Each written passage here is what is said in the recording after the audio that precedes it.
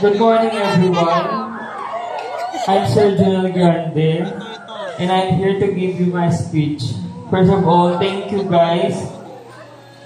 Thank you parents and students for your prayers for my fast recovery.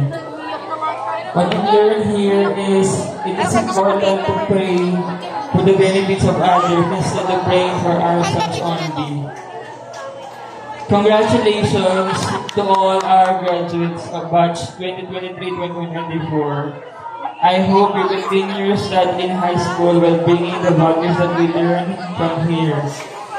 Lastly, thank you for our principal, Ma'am Rowena, for allowing me to attend here, and thank you also for my co-teachers for visiting me while I'm recovering.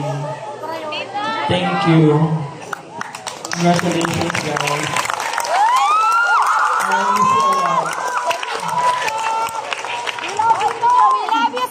Yes, thank you sir sa time.